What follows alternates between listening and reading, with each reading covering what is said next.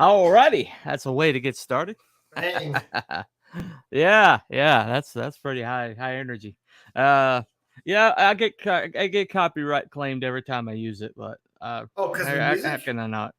Yeah. That's bullshit. It's definitely bullshit, but you know how Big Brother is.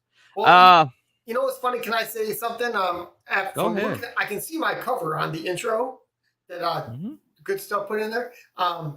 So I called my printer the other day, and this Yeah. is good for anybody who watches this podcast Hmm. because it's pretty helpful. I said, is there a way that I can do a print? I don't want to. I want to do a print before I color stuff, so I know exactly how to dial in the color how I want it. Right? Hmm. I don't want to give you the finished files and have to go back and tweak them. So they go, well, I don't know, I don't.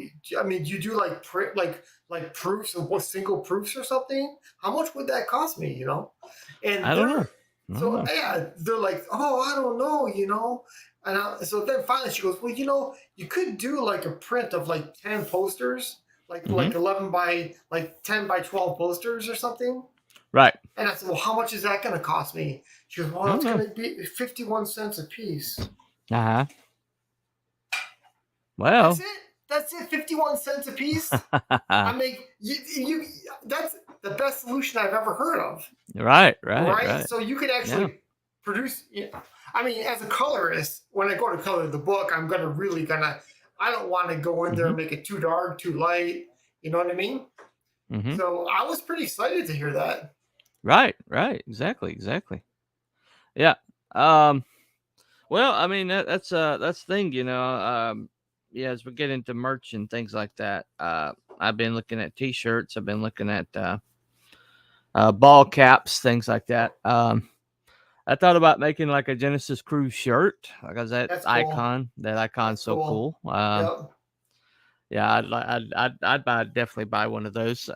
Teespring's got some pretty good deals. I Ah, think if you got some graphics, but you kind of want to have them designed first. I was thinking about going to Red Valkyrie and seeing if she'll design them for me. I think that's something that she does. so Uh, you're thinking more than just a logo and send the center. well, I don't know. Something maybe a lapel logo would be cool.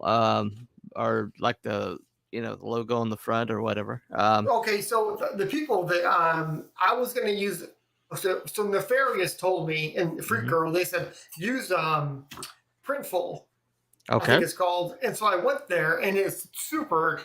It's You don't make a lot of money with T-shirts, so you need every No, nickel you can get, right? no, So no, no. what you do is you did. I mean, you can have her do it, Yeah. Red Hmm. Valkyrie, but you basically you upload your logo and you move it around and you put it where you Hmm. want it. Right. Done. Yeah. Well, I mean, I think if I do like a T-shirt or something, I want something high end. You know, I don't want anything. I don't want something cheaply made. Like I like your T-shirt because your T-shirt's out of a good material, and but I got one from Shane, and first wash that thing started cracking everywhere, and I'm like, well, it was a baseball shirt, you know, and Right? and Yeah. uh and yeah, I mean, but I mean, I'm like, you could have like chipped in for a better quality of that. Of course, he's putting out thousands of them, you know, because he make it part of a merch package, and he's one of the whales of CG, so he's putting Oh, out thousands of them. thousands? Yeah, That's yeah, okay. that guy makes routinely makes six figure He campaigns. does. He does. I've seen his work is Yeah, pretty insane. And I remember going when I was on a stream with him once, yeah, and I was talking to him about it, and I could tell he's been doing it for a long time. right, So this right. is like, he's a veteran, right? He's hit and he has a Hmm. fan base already at this point, and we're coming out with our first books. Right. Um, yeah, I mean, I can send you a link at least to the people that I used for the Shadowpunk t-shirt, just so you have it. Um, but there are more expensive ones. They will do like, how you can have half the shirt itself is not solid color; it's all graphic, and then you Yeah. know what I mean. Those cost more, but Right. they're super cool. right? So Yeah. Mm-hmm. yeah, I would love to get a Genesis Crüe shirt. That'd be sweet. Yeah. Yeah. Yeah, but I'm looking into that. Also, uh, the telepathic bunny has a really good icon on it, and I thought about making myself a shirt or two of that. Yeah, yeah. Um, maybe make them available. Maybe other people want to wear it. I don't know. It's Or a cool icon. you're also obviously going to make an iron size T-shirt, right? I Yeah. mean, that's going to Mhm. be like Yeah. your main thing, I think. Well, that poster on the front, I thought also making one with the circle of stars that's on his chest, something like that. That Maybe would be cool. there's somebody in my church that does they do like embroidery shirts, they did the stitching, Right? and I thought about doing something with them. I have yet to talk to the guy. We're kind of like in different shifts at church, as it were. We got like two different services. Okay, I Um, see. he's in a crow's nest too, so That's a good. That's one of the really good thing about churches, Mhm. aside from the main point, Yeah. is that you end up networking with people that you normally wouldn't really meet, Right, right? right, right, right, Uh, right, right, right. Yeah. Yep. Well, I guess we could just we'll just save the villain quiz for some other time. I had I had like a trivia contest one time that didn't get done because just two other people showed up, and I saved it, and eventually I used it in another show. Um, it was the killer quiz. I used it for like I think last Halloween. oh wow. Um, so I mean that it's just won't be a total waste. I'll just save the document file, and I'll do it some other time. So When people decide to actually show up, that's what it well, is. yeah. I mean, it's hard to like even when you're doing something like we would play like Dungeons and Dragons or Yeah. even Hmm. like online like Call of Duty or something, right? Right. People, Right. oh, Yeah. I totally want to play, and then they're just not there, Right. right? Right. Right. People, Right. it's a cookie thing. People are strange. Well, Um, I mean, I try not to like get negative about it, but you do some prep and you try to have the show the same time every week, and there's people that just opt not to come, and it's fine. They got families, they got their priorities. I understand that, right, right. but um, Well, I do support them a lot. Retweets and stuff. So occasionally it's a little hard not to resent it sometimes, but well, I remember feeling the same way when I would like do like mhm. I would I would do like I would DM like a D&D group Yeah, and yeah, have to how much effort I put into like right, you just could have said I can't make it or something. yeah, yeah, And yeah, and then you realize that he was out there with his girlfriend doing something, and you're right, like, right. dude, bros before hoes, right? What happened to that? uh, But you realize life doesn't work that way, and no, it then doesn't. It doesn't. It doesn't. And I understand that. I mean, I have a commitment level to the Genesis crew that's higher than most people because it's just kind of like this is my baby. I kind of like help put it together. I kind of like right. even though I'm not the leader, I do put a lot of energy into like maintaining it and keeping things going and stuff. So, But as hey, I far get to hang out with you, so we're good. right. So as far as villains go, That's a note from Drunk Craig. So oh great, right. I used to work for Matt Lauer. yeah, he says he used to work for Matt Lauer. So Right, right. anyway, click. Yeah. Right. Yeah, the So button. let's talk about your future. Right, Anyway. right. Um, so there's different kinds of villains, in comic books, and Uh-huh. I don't know if this villain was in your quiz. Okay. I don't want to ruin your quiz because it's No, gonna go be ahead. Go ahead. I'm not going to tell you if it's on it so. or not. What It's irrelevant at this okay? point. I do really enjoy villains like the Uh-huh. Wrecker and Yeah. Doctor Doom.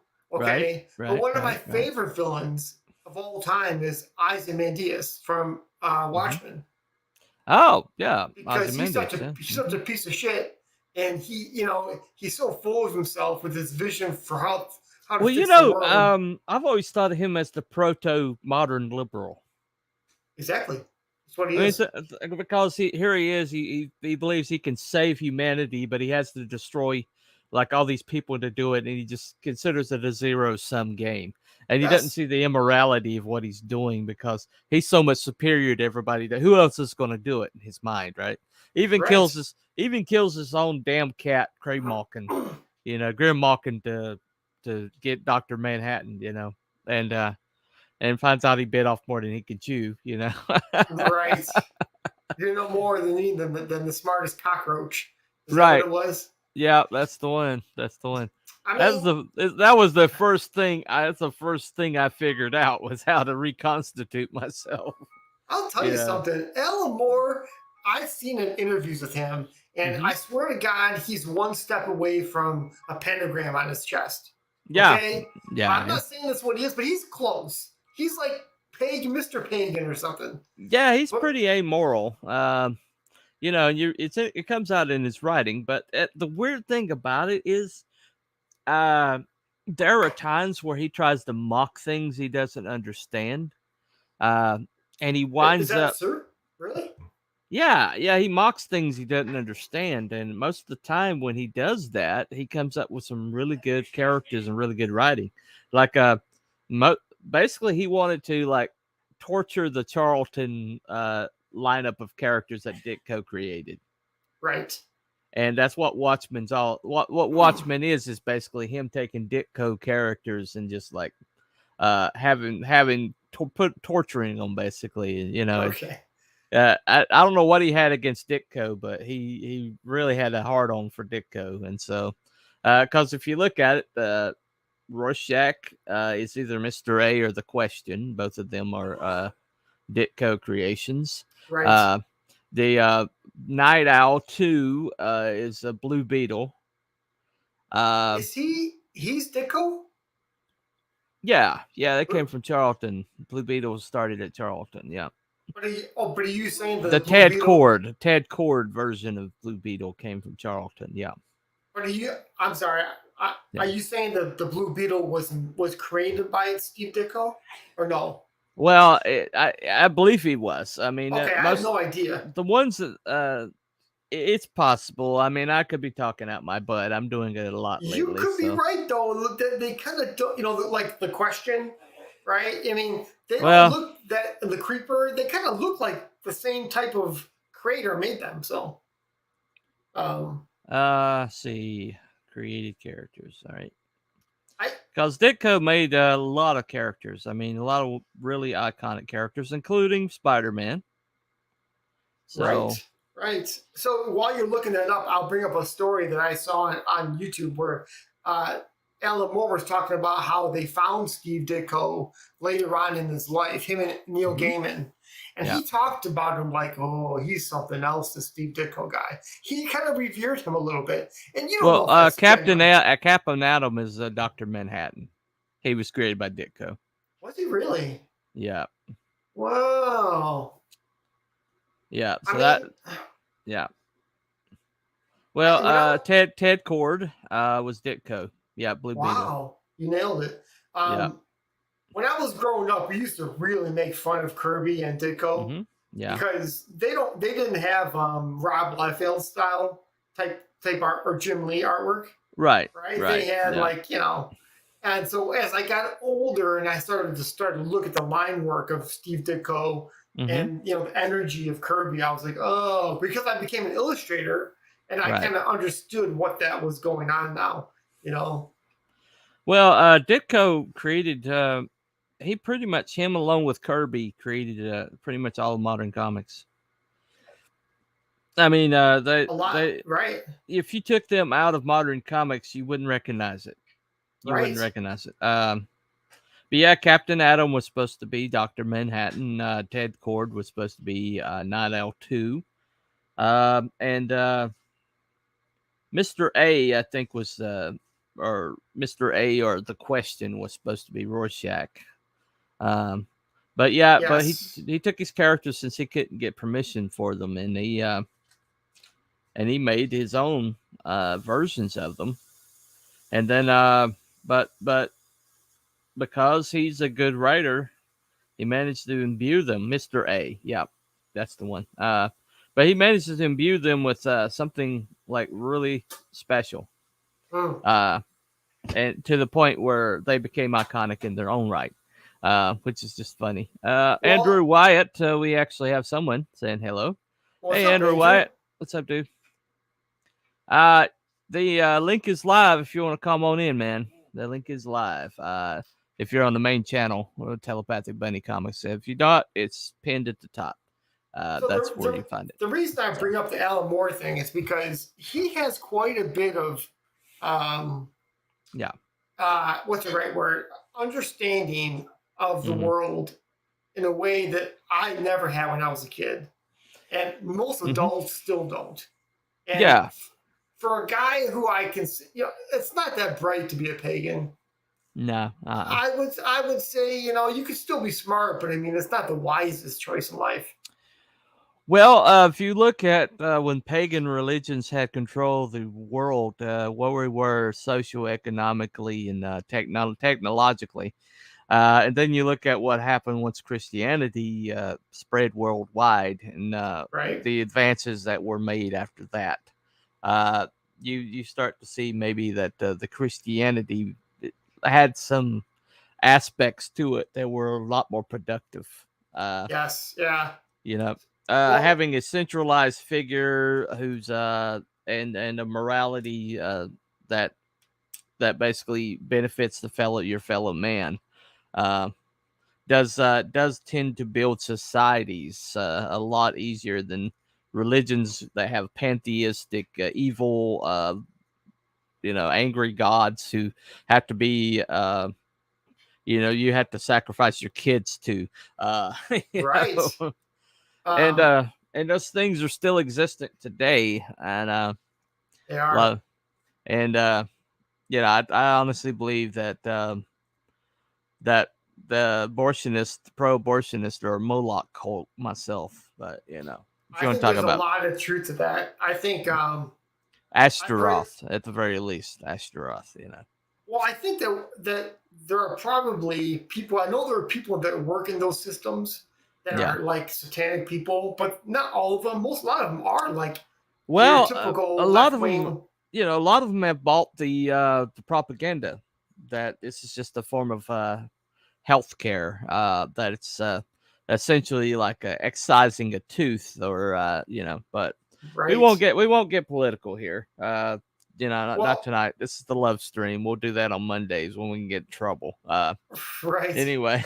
so Ozymandias, to me, the reason I like him as a villain is because he doesn't, on the surface, he doesn't appear to be one, right? Yeah. Most villains are more like, because they're comic books, they have to be clear, very clear to what's happening here, right? Well, he's a pulp character because he has a definite moral core and definitely has a more sense of morality. Right. But the problem is that he pushes it to where there's a superiority to his morality. He feels like he is the moral, arbiter of morality. And when you're that way, there's been more evil done in the name of mankind than has ever been done against mankind. I mean, and because when you think you're doing it for the benefit of your fellow man, then it justifies any amount of evil that you do. If you're saving mankind, I have a villain in my my comic universe that's called the Progenitor, and he believes that everything that he does is going to be justified in the end because he's basically defending mankind against a greater threat. And he's done like human experimentation. He's done entire cultures. He's tanked entire cultures, in his pursuit. I mean, he's been around a long time. Okay. and because of that, he feels like he's the moral, like basically that he is the arbiter of morality. And is there like a mainstream equivalent to him? Maybe the Shadow King would be an equivalent, maybe. Wow. Because this guy does jump bodies, and he's been around a long time. That's cool. But the problem is he makes like parts or he takes a part of himself and plants it in someone else, and that part of himself like grows into becoming that person's personality. They're called progeny, and so you don't really know who's the progeny in the story, you know, and so it or who's, but he so it's kind of like leaves it vague. You find out. I mean, there's a twist where there's somebody that was very close to my main character, who turned out to be a progeny, or at least, you know, believe that they believed that the progeny was in control of him, but he manages to wrest control just long enough. But sounds but like yeah, a nightmare. Yeah, but villainy, the interesting thing about villainy is that the really good villains honestly believe that they're doing the right thing. Sure, absolutely. I mean, Lex Luthor, all the horrible, horrific things that Lex Luthor does, he believes that he's protecting humanity from Superman. And he actually has like a thing in his head that makes him believe that Superman is the ultimate threat. You know, Craig says he's a Democrat. So, I heard him. Yeah. Anyway, I mean, I'm sorry, but you see people like Nancy Pelosi, and you're like, that's a supervillain. I mean, serious. It's got the, I mean, you see like stills of her talking, and it's like terrifying. It's like and she's drunk half the time. Yeah, right? and there's no movement in that face. It's no movement in that face. And you see all these politicians, and it happens on both sides. Okay, there's a phenomenon. I learned to read people through the years. Just in I've taken courses, looked at courses, and things like that.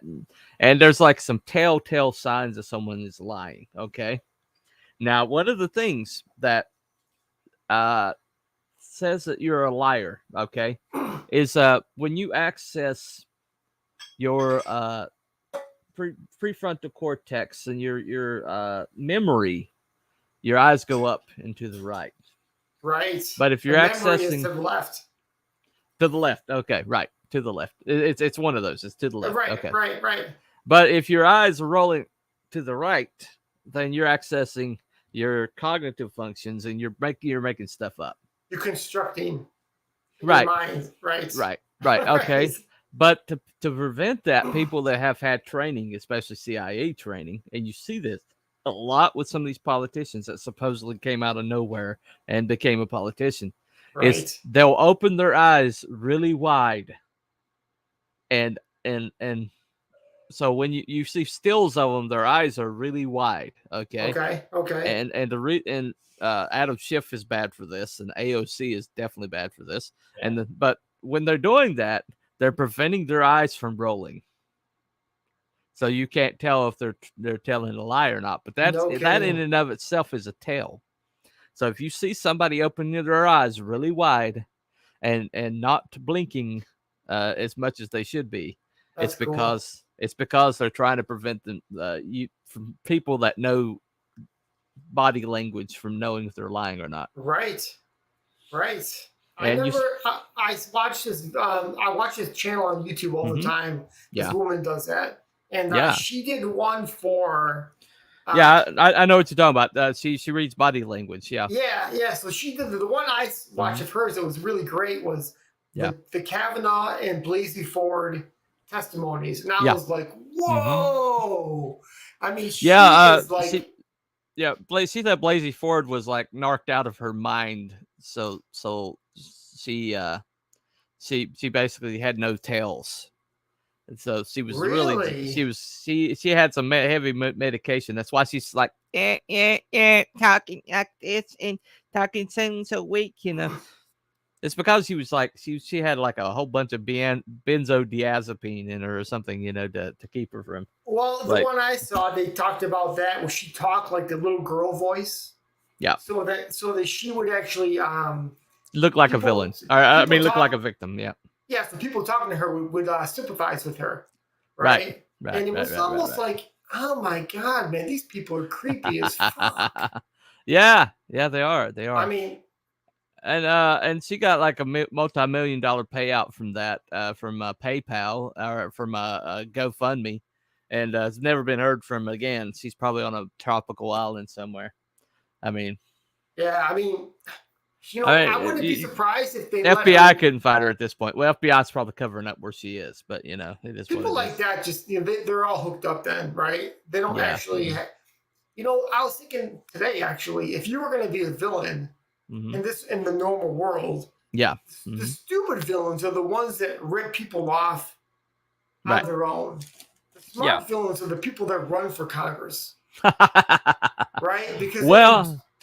well, the thing, the villains that are really scary are not the ones that like stalk people and like murder them. You know, I mean, those are scary, but they're only going to go after one person at a time. The really scary ones are the ones that get some kind of power behind them.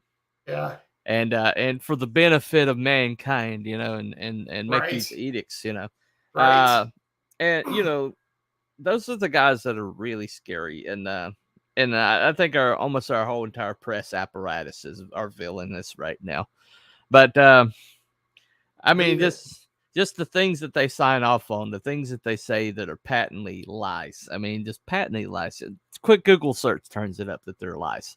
I mean, Right. Right. not a Google search. I wouldn't recommend using Google because it's corrupt too. Just a Anyway, little research, Just look into uh, it a little bit and you'll find out. right. I used to use DuckDuckGo, and then I found out they're corrupt. So so I mean, you're going to use right. I use Brave browser. Right. You know, Right. until I find out that they've been bought out and they're corrupt now. We'll find out. I would But not. You know what? It's not called the web for nothing. oh, it's definitely a web. Right. So I mean, Yeah. you can't win any way you go. Yeah. Well, the thing about fictional villains that make them so compelling is you either have like someone who like engenders hatred in you, or you get somebody that engenders like visceral fear in you. And then those are usually the two primary Interesting. the because you see a villain that you see villain that you just inherently despise, okay, and hate, okay. Right. Uh, Alan Rickman played those kind of villains, right? You see this guy, and he's just despicable in every conceivable way, and you just hate Right. his guts. You just hate his guts. Sure. But he pushes it a little bit too far to where you actually admire them a little bit, though, you know. But I'll give you an example of a villain that I think used to be super cool, and now okay, they kind of made him more real. And I don't like him. Is right. Magneto? Magneto. Magneto was a power-hungry psycho Right. back in the early, and now they turned him into like a real guy with real-world issues. Yeah. Right. And I'm like, right. that's so boring. Just make him just. I like that. Well, when he was a former Auschwitz victim, that kind of gave him almost you had this disquiet about it because you couldn't quite dismiss his concerns. You know, if anybody's going to like fear a minority being under governmental control, it would be this guy. And it made a lot of sense. Some of the things he was doing, some of the things he said made some sense. And that made him a very compelling villain. But then they like took all his edges off, made him a social justice warrior, like the rest of them. And they just watered him down. So it goes back to the general idea that I always liked about comic books was the fact that the villains and the heroes Yeah. weren't so real. Right. Okay, they were more hyper real, and it's Yeah. not about that stuff. It's more about control of the world, things that captured my imagination. It was Different. escapism because villains Probably. were so grand and grandiose that you could kind of like saying you could tell them as fictional basically. And You gotta but love that stuff, right? I mean, it makes yeah, for yeah. super even looking like Darth Vader. Okay, Right. I mean, Well, it was almost like you know, you would say like operatic. You know, the villain's yes, like whoa. You know, I mean, it's just a grand scale. You know, there's wings and thorns and fangs and things like that. You know, grand Dormammu with the flaming right, head. You know, right. just intimidating. You know, and the like the Green Goblin, you know, flying through Manhattan, dropping bombs on people, you know, chasing Green Spider Man. Green Goblin is a awesome villain, Yeah, and how would they boil him down to the really cool things he has to be, right. right? And you could say so. Him, the Red Skull, Doctor Doom, for example, Doomsday is another Hmm. great villain, Yeah, right? They're all like they all have their niche. right. Doomsday is not going to be in the lab doing experiments anytime soon. No, right, no. right. Doomsday is basically a He's a doomsday device. You Yeah, know, he yeah, literally is there to end the world. And that which was the reason why that's the other kind of villain, the intimidating visceral threat. He was one of those kind of villains, a visceral yes, threat. yes. Um, to where then it made sense that when you see that here's Superman and he's got bruises, he's got cuts, and this thing has actually hurt him, and he's just run roughshod all throughout the Justice League of America, just run the most powerful people on our planet, just run roughshod over them. And then Superman realizes there's only one way this is going to happen. He's got to, he's probably not going to make it back. But he goes and does it anyway. He could have Yeah, flown off. He could have flown off and left the store on devices. right, Okay, but he couldn't because he's Superman. He couldn't, right. and it just made him so admirable in that moment. That pure pulp character, that moral fiber. That he says, this is my fight. Everybody step back.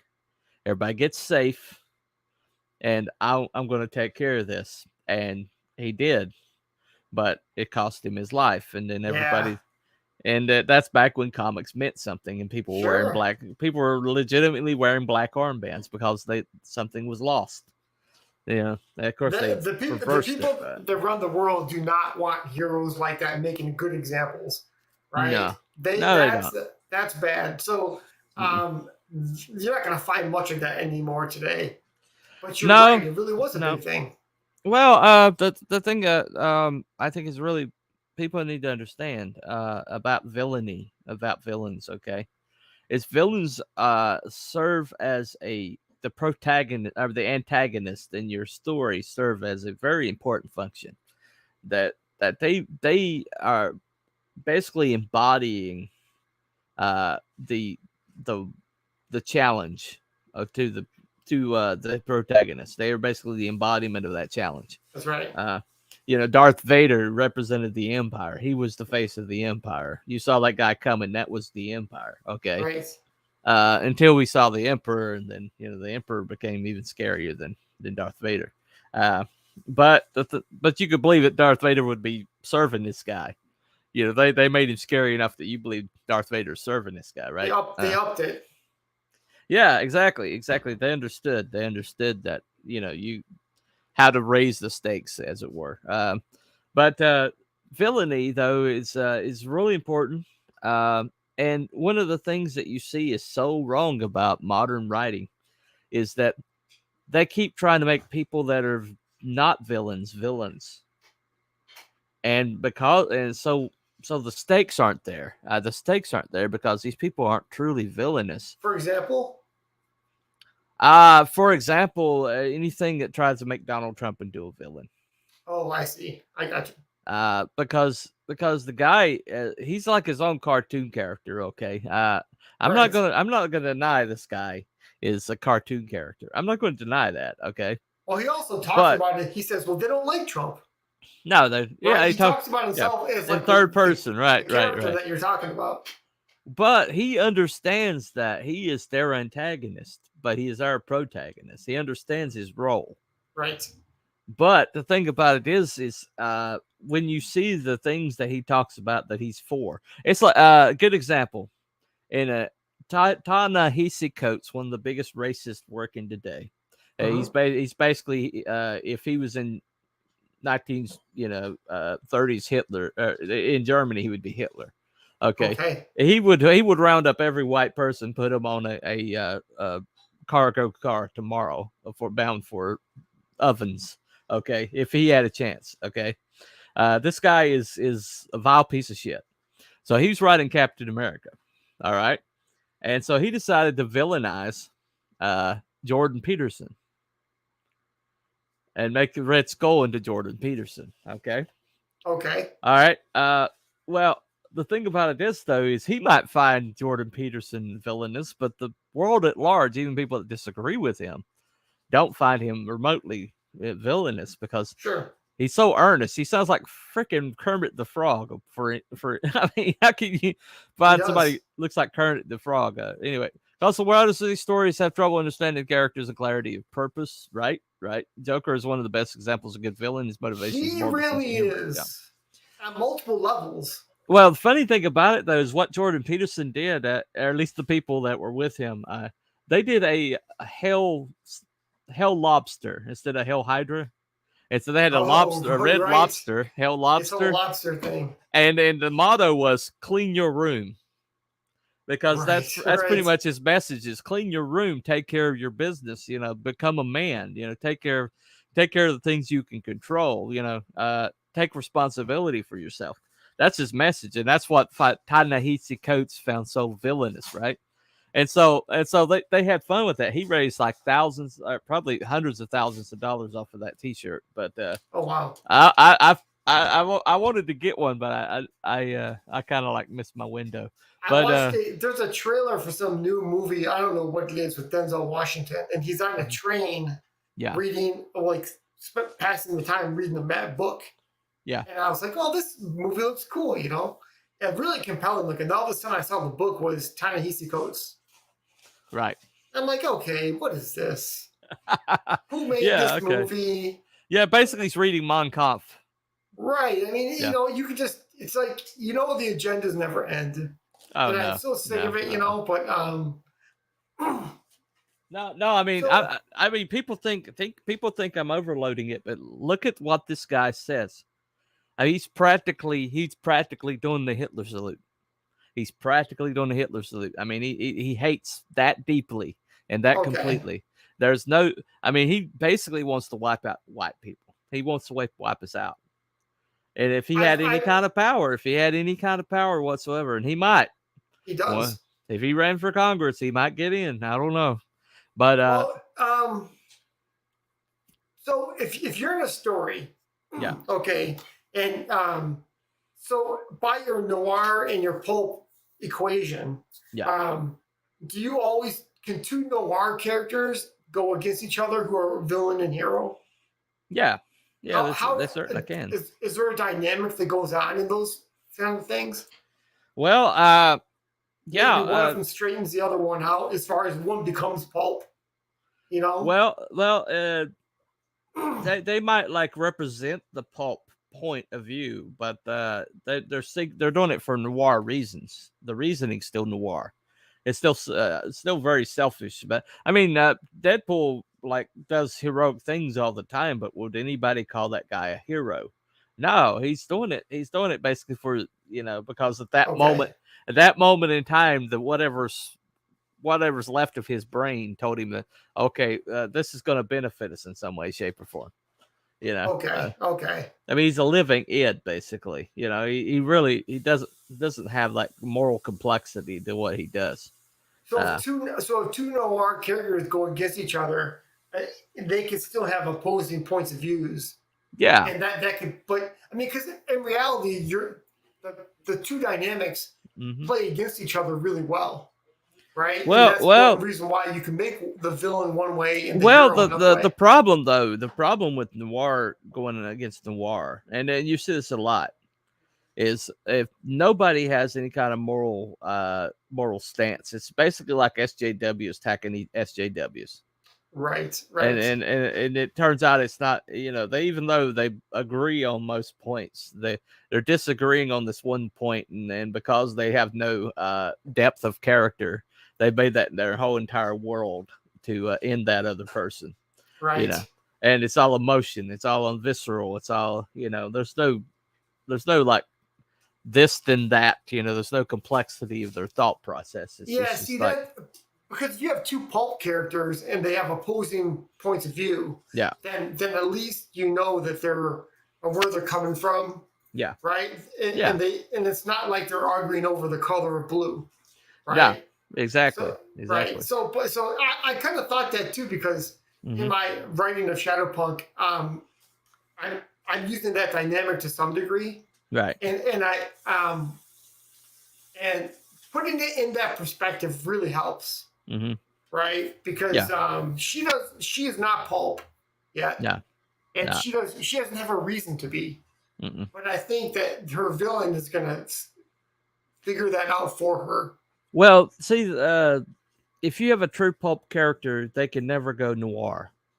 But if you have a Right, noir character, they can always go pulp, right, right. because Wait. because you can always accept a moral code. But if you have a true moral code, you're never going to lose that moral code. And it would be something like if you're an adult, it would be a shocking thing that happens Yeah. that drives you towards that. Like, Right. or if you're a kid, you're like Batman when he's a kid, and Yeah. then it forces you to become pulp, Yeah. right?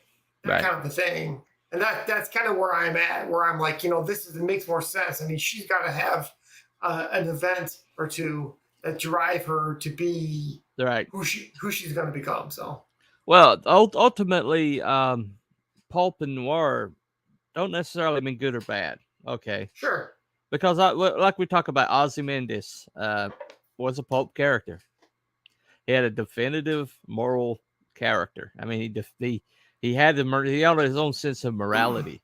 The problem was that inflexible moral code, which is what is indicative of a pulp character, was in the wrong direction. Uh, sure. and it was also mixed with arrogance, and it just made and so essentially he just thought that he had to be the one, right? And and so he did these awful, god awful things, and you know did this to humanity, to quote unquote save it from itself, and because he was the moral arbiter. And there are a lot of times when you see somebody who you thought was pulp, and suddenly they go off the rails. It's like a lot of people thought to somebody like Jared Fogle from Subway was a like a true blue, dyed in the wool everyman. Well, there's a Right. I listened to this documentary, and that guy was into everything. Oh wow. Everything. He kept maintaining the image, but he was into everything because he always had these hangups. He always had these this dirty secrets that he kept. But he was like 600 pounds, so it didn't matter, because he couldn't act on them. But then when he slimmed down and became like this spokesperson, had money to burn, then all this stuff that he really truly was all along came out, and he was the horrible things that he was doing. I mean, he had basically a manservant that he was abusing, that was abused as a kid, that he was basically continuing that abuse and getting him to be his dirty secret. Uh, Part of me thinks, that in life, I hate to say this, but it certain seems to be true that yeah. if you are super rich, that's Uh-huh. not really a good thing for your character. You're gonna run Well, into things that you're gonna like. For example, you're gonna waste your money on stuff. You're gonna date loose women, yeah. right? I mean, Right. and if you're like a working class person, Yeah. yeah, life is harder. Right. But you're not gonna live the rock star life, Well, Walter White, uh, right? Another note from Drunk Craig. Walter White's a good example of that. Walter White looked like a pulp character when you first see him. That was basically doing the noir thing to protect his family or to provide a future for his family. But then there at the end, when his wife was like, "Don't pull that shit on me that you did it for us." Don't. He's like, "No, I did it for me Right. because I was good at it and I enjoyed it." And it's like Ego. he finally said, "Okay, I did this for me. You know, all the things, all these horrible things that I did were not justified. I did it because I enjoyed it." But you see that rant he had against Gray Matter early on, Right. and you realize that he had this depth of anger to him and this resentment because he was so much smarter than everybody around him, and yet he was a high school chemistry teacher. Well, And that's what did you? What was your? Then what about Saul Goodman? Right? You think he was noir?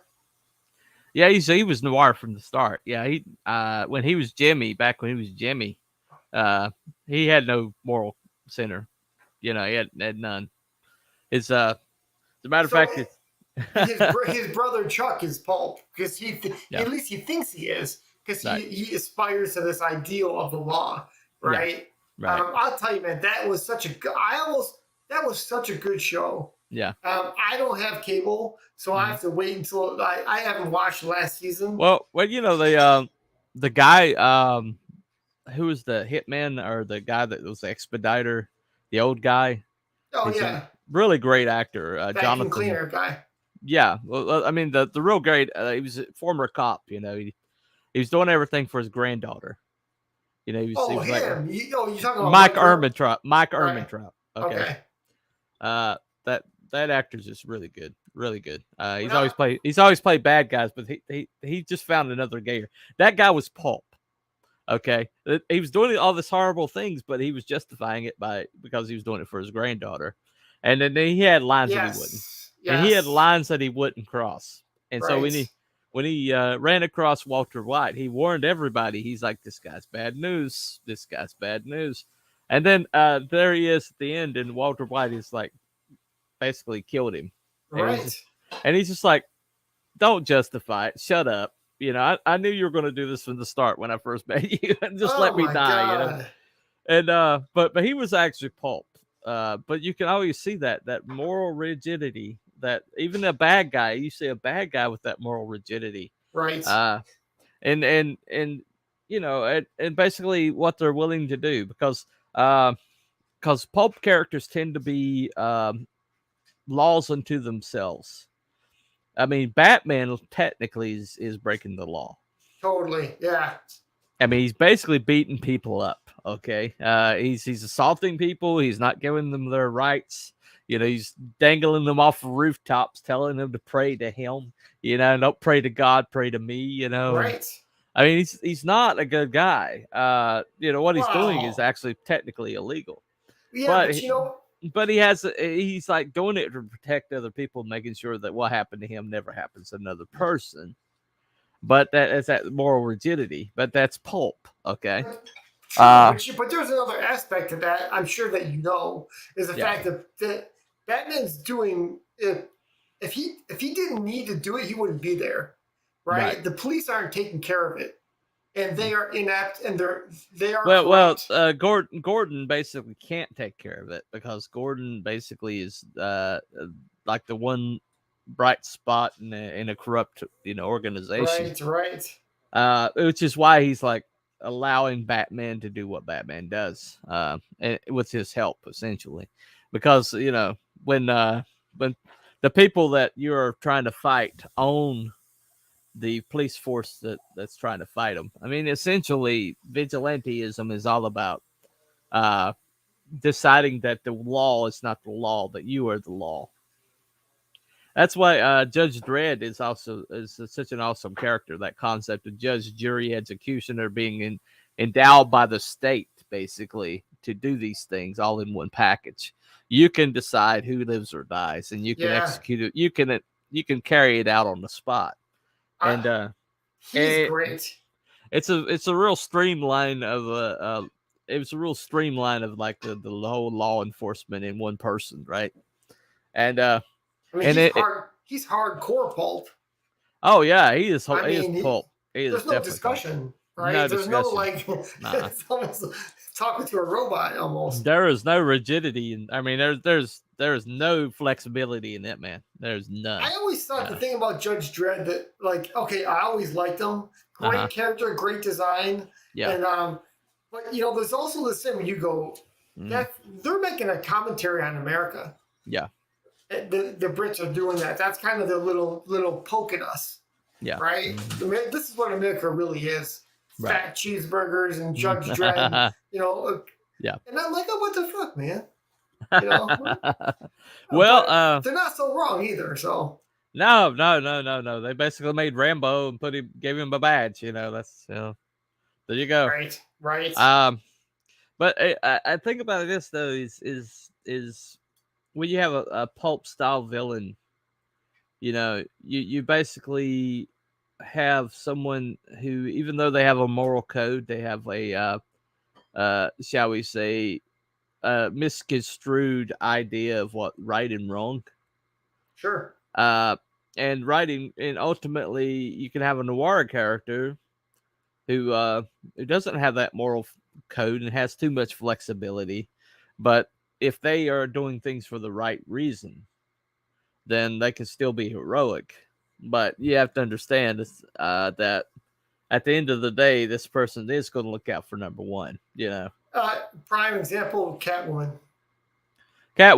Yeah. Right. Yeah. It's gonna switch whenever she figures out. Whenever she wants to change, she'll just go on. This is better for me. Right. Exactly. But you know, but she's like she'll help out. But you have to understand that at the end of the day, if there's anything valuable that you're going to follow or come across, it's probably going to disappear with her. You know, right. But at the same time, you know, she'll save people. She'll, you know, put herself in harm's way. But you know, ultimately, she's noir at her core. You know, but the understanding these things, especially, you know, when you talk about villain, I was, you know, looking through these villain questions that I unfortunately couldn't use tonight because everybody has something better to do. Right. And basically, you know, I tried Friday night, tried Saturday night, but I don't know. But either way, ultimately, at the end of the day, when I look through all these characters, I see like that two kind of that dichotomy. You know, you got ones that cause anger, that cause hatred in you, and then you got ones that cause like a visceral dread in you, right? Like aliens, the xenomorphs are terrifying because there's nothing human about them. There's no thought processes about them, you know. I got you right. And they're just killing machines. Like Carnage. Yeah, well, I mean, like aliens would be noir characters, and Predator would be a pulp character. Totally. But they're not villain. I mean, there's nothing less villainous about them. I mean, the Predator would actually protect humanity, but it's because he wants to hunt humanity. You know, right. You know, and because the aliens are the bigger threat, and once he, you know, eliminates the bigger threat, he's going to be looking for something else to hunt and kill because that's his culture, right? That's his moral code. But you see, like the end of Predator 2, where he gives the gun to Danny Glover, who kills the Predator. Which, by the way, Danny Glover was more badass than Arnold Schwarzenegger. Was he? I can't remember. Was he really? Yeah, he killed his Predator. Arnold Schwarzenegger just survived him. This Predator self-destructing, so he didn't really kill his Predator. Predator killed himself. Right. But Danny Glover, he hunted that sucker down into its own ship and killed it with his own weapon. So speaking of the gun, the pistol, did you watch the Prey? No, I didn't. 80s made consumer. Well, hell, old nerds. Hey, man. What's up, man? Hell, chat. There's not much of a chat, man, but you know, you're welcome to hang out for the next few minutes here. Good example is, you know, I don't want to ruin it for you, but at the end of the movie, there are people that had guns in the movie. Yeah. Because it takes place in the 1700s or something. Yeah. Really cool. I mean, it was I want to ruin it for people, but it's a lot of Well, fun. I don't care. I'm never going to see that movie. I'm not going Oh, to see that movie. it was pretty good. You know, the girl was kind of a bit ridiculous, but not completely. And I mean, she could do a lot that normal people can't do. Right? She could do more than her bumbling male counterparts in the tribe Which is could why do. I'm not going to watch that movie, because That's- you just told me why I'm not going to watch that movie in the first place. But there But are because the chick is superior to the males in that movie, and that's not the culture. That's not what would have happened at that time. First of all, she doesn't have the physicality to be a warrior, and they would never have let her be a warrior. She never would have conceived of being a warrior. right, Okay? That did right. not happen in that culture. Yes, there were women that became warriors in that culture, right?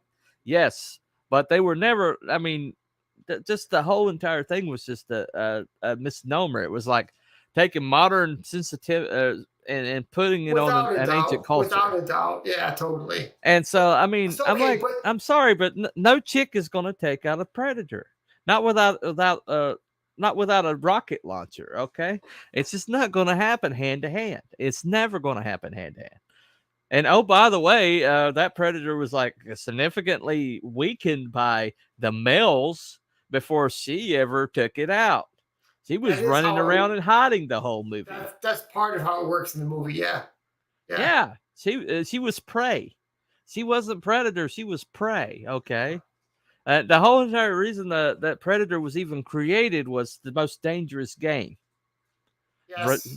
That basically it was like, okay, what if you took Sanger Rainsfield and Zaroff, and Zaroff was an alien, and Sanger Rainfield was like the Arnold Schwarzenegger character, I and it see. just basically redid Most Dangerous Game. And so that when you take somebody that's like, call it prey, you totally take the whole dangerous game out of it, because he wasn't dangerous. She was only dangerous because the predator was weakened enough that it didn't see the trap.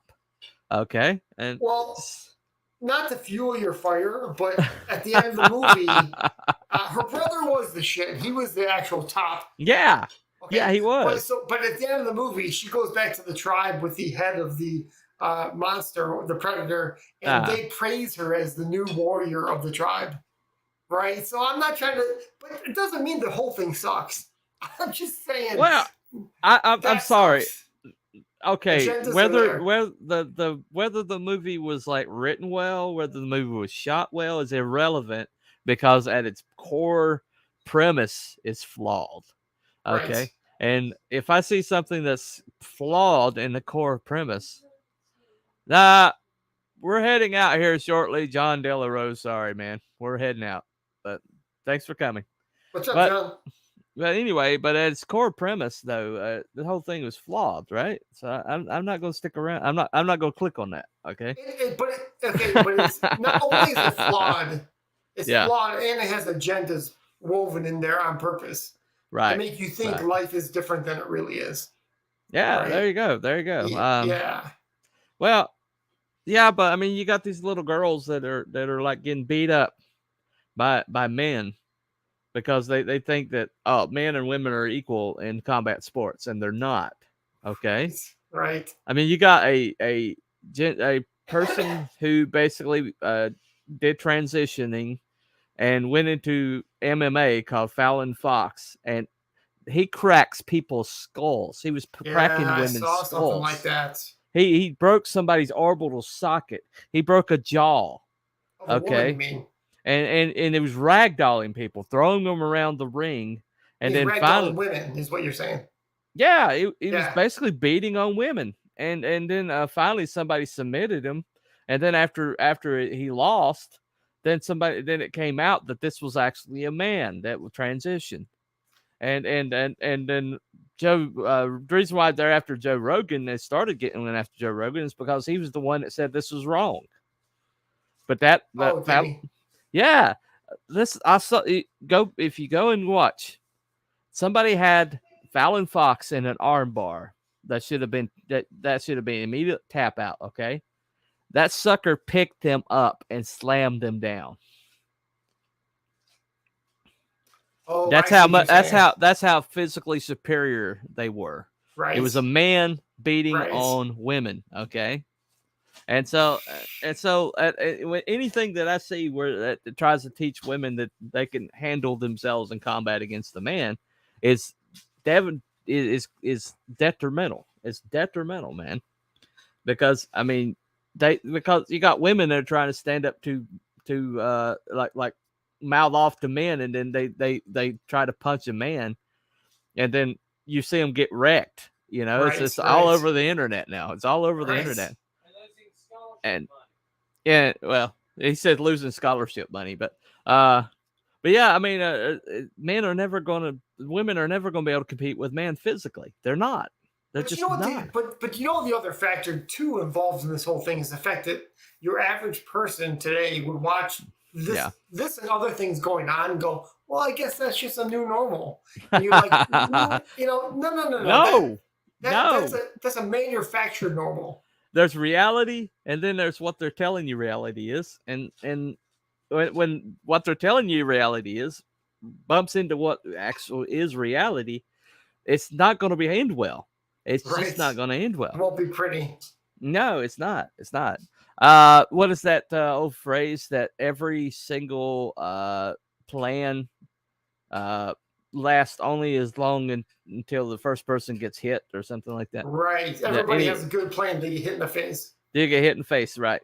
Right. Right. I think it was Muhammad Ali said that, or I think it was Muhammad Ali said that. But you can have any plan you want, but until the first time you get hit in the face, it's on. You know, all the plans are Right. all plans are out the window. Totally. Yeah. But anyway, thanks, man, for showing up and helping me Absolutely. out. Maybe next time people will actually show up. I don't know. I didn't really advertise it well. I've been kind of wrapped up for the last few hours and haven't been able to real. That is true. I mean, Yeah. yeah, you can. I mean, you can definitely publicize it more. Hold on 1 second. That's another thing about pulp and noir that made the story stand out. All actors involved operated in a believable framework. Yeah. Right. Interesting. Right. And you'll have authenticity if you use pulp and noir concepts. You will have authenticity. Watch that series. It's in my it's under the writer's room. It's in my link. My playlist is the writer's room. I'll say this too. I'll say this that although you're a skilled writer, a lot of people in CG are artists who are learning to write. And that's not a bad way to go. No, they're artists who don't think they have to learn to write. Let me correct you there. Well, because they don't think it's important enough for them to learn to write. You know, I think there are those people, but as one of the other people, I find your dynamic to be quite helpful. That's what I'm hoping for. That's what I'm hoping. It really is valuable because it really, if nothing, I don't care what I put on the page. I want my viewer to enjoy reading the book. Yeah. And it isn't just the artwork that's going to do that, right? Yeah. I want every page to look good. I want them to go, wow, this is interesting, right? And so the only thing has to be there too. You got to have people that care about. You got to have people caring about your characters. You got to. Claremont understood this. I mean, even his biggest asshole jerks were likable enough that people cared about them, you know? And that's the bottom line. That's what that separates writing from bad writing is the characters. Are the characters somebody that you want to stick around with? Even a villain, is the villain bad enough that you want to see this guy get taken down? Right. People will hang out books to see a villain get taken down, like Azazel from a Hybrids Luke Stone series. I want to see that guy go down. Okay. I know he's a demon and he's technically immortal, but I want to see that sucker get his comeuppance.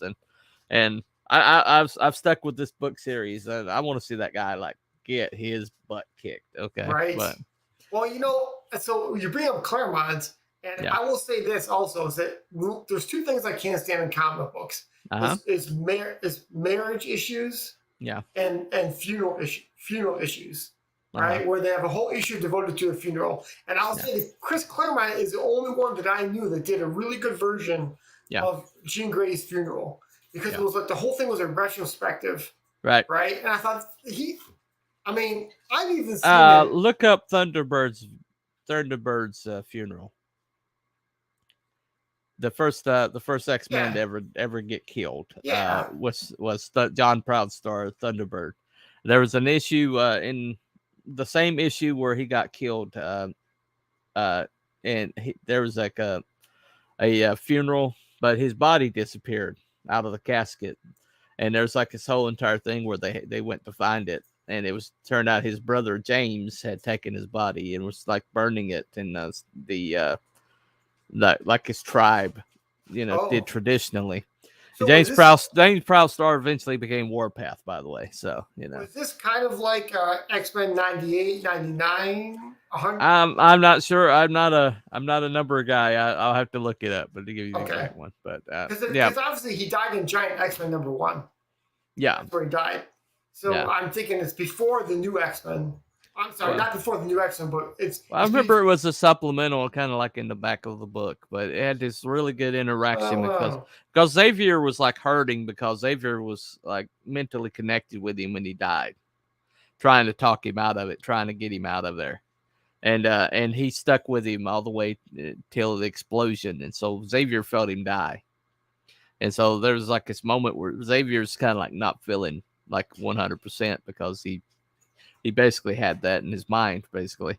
And so it was really well written. But anyway, that's neither here nor there. I don't know if I might just erase this. This might be just a wash. I may have to redo this again later. I don't know. Well, by the way, we can talk about X-Men. Yeah. All day. I know. If we get into that conversation, we'll be here for a while. So I mean, it's not a bad idea for a show either. If you talk about your favorite X-Men stories, Well, I would do an X-Men quiz, and if that's a cool idea. Yeah, it'd be a real cool idea if anybody would show up. But you'd also have to do a decent amount of like research to remember all the stuff, right? Well, I wouldn't really. I could probably do that off the top of my head right now. Really? Cool. I'm an X-Man. I'm an X-Man from way back. X-Men fan. X-fan from way back. So my favorite X-Men issues were X-Men 120 and 121. Right. Where they fought Alpha Flight in Calgary. I remember as a kid going, "What the fuck? That's so cool!" I don't know why I thought it was cool. Well, cool. I don't know. I mean, we all have our different ones. I think the best writing I've ever seen in a comic book was in the Mutant Massacre. Right. It's hardest to read, but the writing in that is beautiful. Who wrote that? Did Chris Claremont write that? Several people wrote it. You said it was Louise Simonson. Louise Simonson wrote my favorite one, which was the Alpha Flight one. But he had an ex room that was writing all these things. He was like editorial. He was like over everything. But he had like a whole room of writers, and they were good.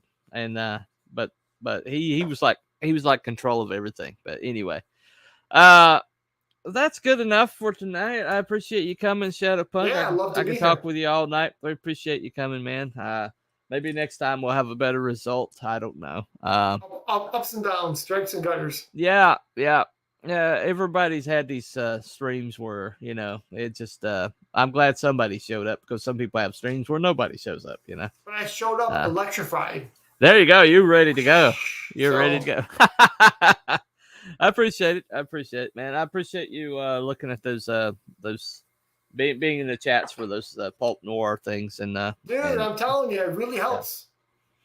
Awesome. That's why I'm here. That's why I'm doing what I'm doing. But anyway, that has been Cooper from Telepathic Bunny Comics. This has been Mr. Shadow Punk from Shadow Punk. Not a lot. So you don't have to think of a different name for him. It's just Shadow Punk, and he's from Shadow Punk. And if you want to like email him at shadowpunk@shadowpunk, Right, it never ends. Everything's Shadow Punk anyway. Before I die, I'm gonna be like, I'm Shadow Punk. All right. Thank you, Andrew Wyatt, and thank you for John De La Rose for showing up. Yep. I won't say the fluffiest chat because there's only been 2 people chatting, so it is what it is. Oh, I'm sorry, 80s Made Consumer. Thank you for coming Luke and saying hello. I don't know where Luke is. He might have it on in the background, but I don't know if he's actually watching. So he pretty much was watching the show last night, but not watching the show last night. So it is what it is. Right. He gave me the watch hours. I'm grateful for watch hours. He said he had a family thing tonight. He wanted to spend time with his family, and that's fine. I certainly am not going to begrudge anybody that. Todd was at a homecoming. I think Aaron had something else come up. He was going to check the chat out in his phone, but evidently he didn't. He wasn't able to do that. Buddy is probably somewhere working out once again. But it is what it is. That's what he does. And that's fine. That's fine. Maybe these guys will find time for me next time. We'll find out. But anyway, thank you, Shadowpunk. Thank you, chat. Everyone have a good night. We'll see you next time. Bye. Yeah.